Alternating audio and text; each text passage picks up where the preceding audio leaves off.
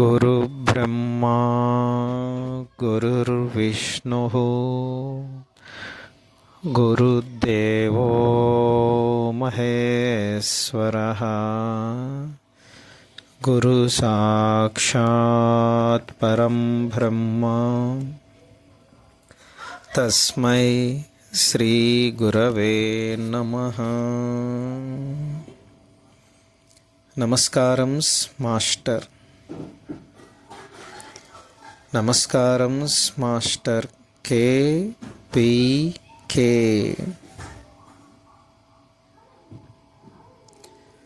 నమస్కారం master EK.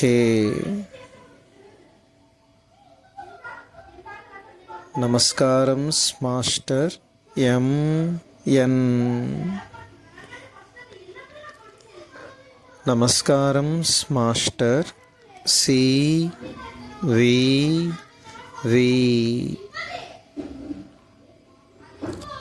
నమస్కారం master CVV.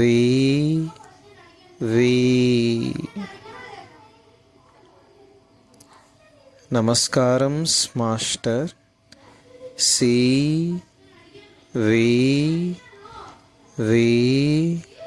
to your lotus feet.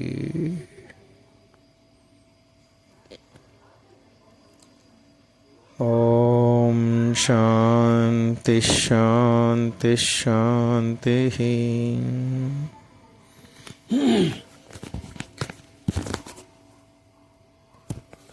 సోదర బృందానికి నమస్కారములు. ఈరోజు కార్యక్రమంలో ముందుగా కొన్ని ప్రార్థనా పద్యాలు. పలికెడిది భాగవతమట, పలికించు విభుండు రామభద్రుండట, నే పలికిన భవహరమగునట, పలికెదవే రెండుగాధ పలుకగనేలా. భాగవతము తెలిసి పలుకుట చిత్రంబు, శూలికైన దమ్మె చూలికైన విబుధ జనుల వలన, విన్నంత కన్నంత తెలియవచ్చినంత తేటపరుతూ.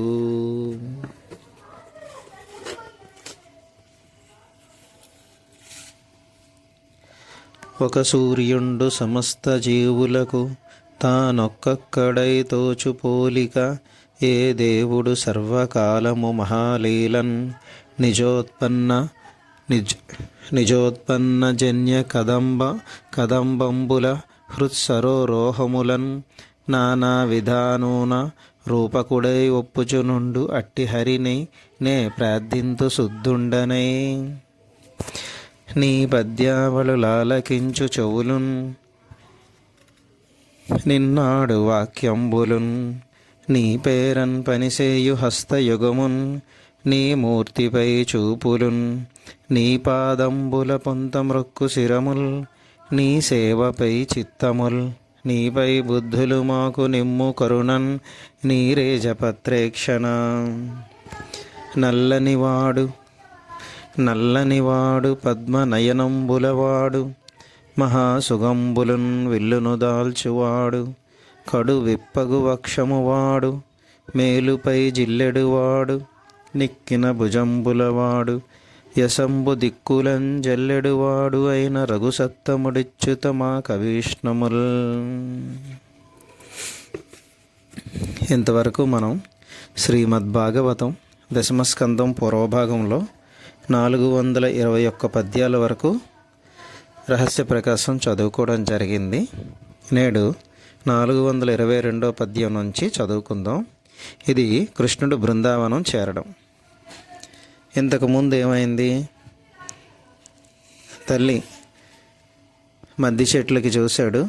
తర్వాత తల్లి దగ్గరికి వెళ్ళి ఏం తెలియనట్లుగా పాలుగట్ట తాగాడు. అయితే ఎక్కువ అలరిగానే పెడితే బిచ్చగాళ్ళు వస్తారు, నేను భిక్షాపాత్రలో వేస్తానని వాళ్ళ అమ్మగారు అన్నారు. నిజంగా బిచ్చగాళ్ళు వచ్చినప్పుడు ఎలా ఉంటారో భయంగా తల్లి చాటను కూడా నెక్కున్నాడు. ఆ తరువాతన కృష్ణుడు బృందావనం చేరడం. బాలకృష్ణుడు ఈ విధముగా తన బాల్య క్రీడలతో తల్లులను, గోపకాంతలను, గోపకులను ఆనందపరచుచుండెను. అప్పుడు ఒకనాడు నందుడు మొదలైన గోపకులందరూ దట్టమైన అరణ్య భాగములో ఏకాంతముగా సమావేశమైరి. ఒకదాని తరువాత ఒకటిగా ప్రమాదములు జరుగుట, బాలకృష్ణుడెట్లో తప్పించుకొనగలుగుట మొదలైనవి చెప్పుకొనిరి. వారిలో వృద్ధుడు పూజ్యుడు అగు ఉపనందుడను గోపనాయకునకు మెరుపు మెరిసినట్లుగా బుద్ధి వికసించను, కర్తవ్యము స్ఫురించను. అతడు ఇట్లనెను, ఇక్కడ మనుషులుండుట సాధ్యమా? ఇక్కడ రాక్షసులు తిరుగుచున్నారు. మన బాలకృష్ణుని చంపుటకు ఒక రాక్షసి వచ్చి చనుబాలునిచ్చను.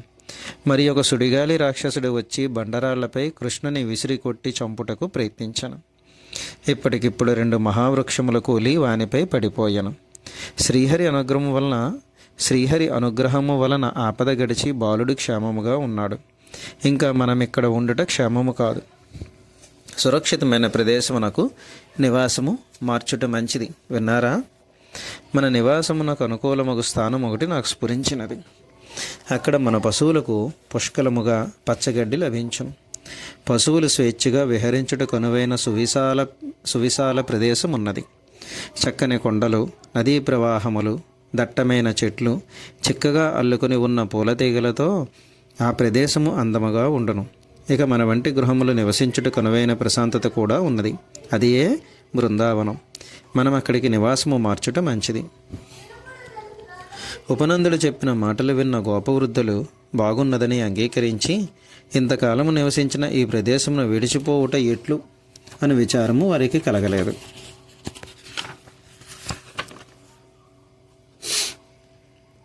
గోకులవాసుల క్షేమమే ముఖ్యమని నివాసమును మార్చుటకు సిద్ధపడిరి. ముందుగా పశువుల మందలను బృందావనమునకు పంపివేసిరి. ఆ మందల వెనుకనే బండ్లు బయలుదేరను. వానిలో స్త్రీలు, బాలురు, వృద్ధులు ఆసీనులైరి. ఈ మొత్తమునకు రక్షణగా యువకులైన పురుషులందరూ ఆయుధములు ధరించి బయలుదేరిరి. కవచములు, కత్తులు, విల్లంబులు ధరించి గట్టి వ్యూహముగా ఏర్పడి ముందుకు సాగిరి. క్రూర జంతువులను హెచ్చరించుటకు కొమ్ముల బాకాలను ఊదుచుండిరి. ఇట్లు ప్రయాణించి వారందరూ పరమ పవిత్రమైన బృందావనమును చేరిరి. బండ్లలో ఎక్కుటకు ముందే గోపవనితులు పసుపు రాసుకుని అభ్యంగన స్నానము చేసి నుదుటను, వక్షోజములపైనను కుంకుమలు ధరించిరి. అందమైన వస్త్రములు ధరించిరి. బరువైన జడకొప్పులపై పెద్ద పెద్ద సంపంగి మాలలు ధరించిరి. మెడలో ధరించిన కాసుల పేరుల కాంతులు బండి కుదుపుల వలన మెడలపై నాట్యమాడుచుండెను. ఇట్లు శుభమంగళమూర్తులైన గోపకాంతలందరూ బండలో కూర్చుండి ప్రయాణించుచు ప్రకృతి రమణీయతకు ముగ్ధులై చక్కగా గొంతులు విప్పి శ్రీహరి లీలలను శ్రావ్యముగా గానము చేయసాగిరి. యశోదయు, రోహిణియు బలరామకృష్ణులను తమ ముందు కూర్చుండబెట్టుకుని వాని చిలిపి చేష్టలను ఆనందించుచుండరి. ఈ గోపకుల సార్థము అనగా ప్రయాణం చేయుచున్న గ్రామం అంతయు బృందావనము చేరెను. బండ్లన్నిటినీ ఆపి ఎడ్లను ఊడదీసి అర్ధచంద్రాకారముగా నిలబెట్టిరి. ఆ మధ్యలో ఆవుల మందలన్నిటినీ కుదురుగా నిలబెట్టిరి. బలరామకృష్ణులు బండ్ల నుండి దిగి బృందావనము చూచి చాలా సంతోషించిరి. ఆ బృందావనము పరమ పావనమైనది. కాళింది అనే పేరుగల యమునా నదీ జలముల వలన ఆ ప్రాంతమంతయు ప్రాణము పోసుకున్నట్లు చైతన్యముతో తొణికిసలాడుచుండెను. మునీంద్ర బృందములను కూడా రక్షించి తరింపచేయగల పవిత్ర స్థలము ఈ బృందావనం. ఇక్కడ మాస్టర్ గారు వివరణిస్తున్నారు. బృందావనము అనగా తులసి గుబురులు దట్టముగా కూడుకున్నది అని అర్థము. వాతావరణములోని ప్రాణమును, ప్రజ్ఞను పవిత్రము చేయగలిగిన పుణ్యవాసనలు గలది తులసి చెట్టు. తులసిని పూజ్యభావంతో ఆరాధించుచున్న చోట పవిత్ర ప్రాణతరంగములు ప్రసరించుచుండును. బాలకృష్ణుడు తరువాత సాధించబోవు కార్యక్రమమునకు ఈ స్థలము చాలా అనుకూలమైనది. బృందములను ఉద్ధరించున్నది. గుంపులను ఉద్ధరించున్నది అని బృంద ప్లస్ అవనము. రహస్యార్థం: శ్రీకృష్ణుడు సంకల్పించిన ఒక ముఖ్య ప్రణాళిక ఇది. తపస్సు, యోగము, భక్తి మొదలైన మార్గములలో సాధన చేయుచున్న వారిని వారి అర్హతను బట్టి ఒక్కొక్కరిని అనుగ్రహించుట ఒక పద్ధతి. సాధకులను బృందములుగా స్వీకరించి బృందముగానే వారిని అనుగ్రహించుట అనునది కృష్ణుడు సంకల్పించిన విధానం. ఇంతవరకు అతడు ప్రారంభించి నడుపుచున్న విధానము ఈ మార్గములోనే సాగినదని మనము గమనింపవచ్చును. మొత్తము రేపల్లె గ్రామమునే అతడు తన సాన్నిధ్యముచే ప్రభావితము చేశాను. ఇక ముందు కూడా ఈ మార్గములోనే అతని అనుగ్రహ విధానము సాగుచుండును. ఈ అనుగ్రహము రాసలీలా ఘట్టములో పరాకాష్ఠకు చేరుకొనును. ఆ అనుగ్రహము, దాని వలన వారు పొందిన అనుభూతి గోపికా గీతలలోనూ భ్రమర గీతలలోనూ స్పష్టముగా కానవచ్చును. దీనిని సూచించుటకే మునీంద్రుల బృందములను కూడా తరింపచేయునది బృందావనమని సూచింపబడినది. వ్రేపల్లె గ్రామమంతయు బృందావనము చేరి ఇండ్లు కట్టుకొని స్థిరపడిన తరువాత బలరామకృష్ణులు తమ 7 బాలకులతో కలిసి దూడలను తోలుకొని పోయి మేపుకొని వచ్చుట ప్రారంభించిరి. దూడల మందలు ఒక ప్రక్కన మేయుచుండగా గోపబాలకులు రకరకాల వేషములతో ఆటలాడుకొనుచు గంతులు వేచుచుండరి. పెద్ద కంబళ్ళు కప్పుకొని ఎద్దుల వలె దూసుకుని వచ్చుచుండగా వానిని శత్రువుల ఎడ్లని మరికొందరు ఎదుర్కొని పోరాడుచుందరు. పూల తీగలను తెంపి గట్టిగా బంతివలే చుట్టి కాళ్ల గజ్జలు గల్లుమనుచుండగా కాలిబంతి ఆడుచుందురు. గుబురుగా పెరిగిన పండ్ల చెట్లపైన పండ్లు వేలాడుచుండగా వానిని గురిచూచి పడగొట్టుచు పందెములు వేసుకుని చుందరు. అడవి జంతువులు వచ్చినచో ఎట్లు పట్టవలనో ఊహించి వానిని మోసగించి పట్టుకునుట అభ్యాసము చేయుదురు. కలువలతో పద్మములతో నిండి ఉన్న సరస్సులలోనికి దూకి ఈతలు కొట్టుచు అల్లరి చేయుచుందరు. వారిలో వారు కొట్టుకొనుచు ఒకరినొకరు మాయ చేయుచు ఆడుకొనుచుందరు. కాస్త అందముగా కనిపించిన ఏ ప్రదేశములోనికైనను నిర్భయముగా దూసుకుని పోవుచుందరు. పెద్ద పెద్ద బండలపైకెక్కి జర్రున జారిపోవుచుందరు. వారి ఆటలు, నేర్పరితనము ఎప్పటికప్పుడు క్రొత్తగానే కనిపించుచుండెను. వత్సాసుర బకాసురులను వధించుట. బలరామకృష్ణులు ఈ విధముగా గోపకుమారులతో కలిసి విహరించుచుండగా ఒక రాక్షసుడు అక్కడికి వచ్చాను. ఆ బాలకులను చంపవలెనని తలంచి లేగదూడ రూపము ధరించి మిగిలిన లేగదూడల మందలో ప్రవేశించను. ఇది చక్కని లేగదూడ అనిపించినట్లు కొంతసేపు చక్కగా ప్రవర్తించను. మిగిలిన లేగదూడల మెడలు ప్రేమగా నాకెను. బాలకృష్ణుడు భక్తి ఉన్న చోట ఆవు వెనక లేగదూడ వలె తిరుగుతాడు. అట్టి గోపాలకృష్ణుని వద్ద ఆ రాక్షసుడు మంచి లేగదూడ వలె సంచరించను. ఆ రాక్షసుని రహస్యమును గోపాలకృష్ణుడు గమనించను. బలరామునకు కూడా నెమ్మదిగా తెలియజేసను. ఇది ఎంత చక్కని లేగదూడ! ఇంత మంచి దూడను ఇంతకు ముందెన్నడూ చూడలేదే అనుచు దగ్గరికి చేరాను. గభాలున దానిని పట్టుకుని కింద పడవేసి 4 కాళ్ళు తోకా కలిపి గట్టిగా పట్టుకొని దగ్గరలో ఉన్న వెలగ చెట్టుపై విసిరి కొట్టాను. ఆ రాక్షసుడు చచ్చి తన రాక్షస శరీరముతో నేలపై పడిపోయాను. గోపకుమారులందరూ ఒక్క పెట్టున ఆశ్చర్యముతోనూ సంతోషముతోనూ కేకలు పెట్టారు. ఇక్కడ మాస్టర్ గారు వివరణ ఇచ్చారు. కామరూప శక్తి గలవాడెవడైనను తన ఇష్టము వచ్చిన రూపము ధరించవచ్చును. కానీ కామక్రీడలో ఉన్నప్పుడు కానీ మరణించినప్పుడు కానీ కామరూప శక్తి పనిచేయదనియు తన అసలు స్వరూపము ధరించుననియు జనశ్రుతిలో ఉన్నది. ఆ విధముగా రాక్షసుడు కూలిపోయాను. అతనితో పాటు వెలగ చెట్టు కూడా కూలిపోయాను. గోపకుమారులు సంతోషాతిశయంతో గొంగళ్ళు ఎగరవేసిరి, చప్పట్లు కొట్టుచు గంతులు వేసిరి. కృష్ణుని పరిపరి విధముల పొగుడుచు త్రుళ్ళింతలు పెట్టిరి. ఆ రాక్షసుని చావును చూచి దేవతలు పూలవానలు కురిపించిరి. ఆవు తన లేగదూడను రక్షించుకున్నట్లు ఈ లోకములనడి లేగదూడలను కాపాడువాడు శ్రీహరి. కనుకనే తాను దూడలను మేపుకొనుచు భక్తవత్సలుడైన గోపాలకృష్ణుడు దుర్మార్గుడైన వత్సాసురుని సంహరించను. మరి ఒకనాడు గోపబాలురందరూ కలిసి లేగదూడలను మేపుకొనుచు యథాప్రకారము అడవిలోనికి పోయిరి. ఎండ తీవ్రత వలన దాహం ఎక్కువై వారు నీరసించిరి. నెమ్మదిగా తమ తమ దూడలను దగ్గరగా చేర్చుకొని నీటిని అన్వేషించుచూ పోయిరి.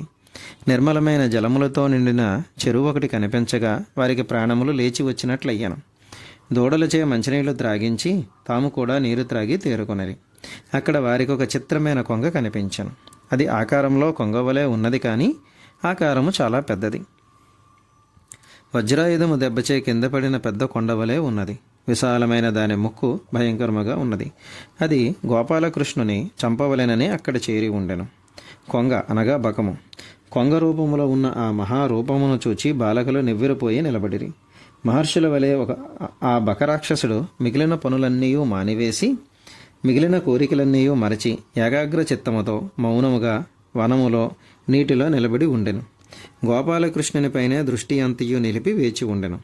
వనములలో అడవులలో మహర్షులు కూడా ఇతర కార్యములన్నీ మాని మిగిలిన కోరికలన్నీ విడిచి ఏకాగ్రమైన చిత్తముతో మానసికమైన మౌనవ్రతము స్వీకరించి శ్రీహరిపైనే దృష్టి నిలిపి తపోనిష్ఠులో ఉందరు. అట్లే ఈ బకరాక్షసుడు కూడా మహర్షి వలనే నిలబడి ఉండెను. ఈ విధముగా బకాసురుడు గోపాలకృష్ణునికే మాటు వేసి కాచుకుని ఉండెను.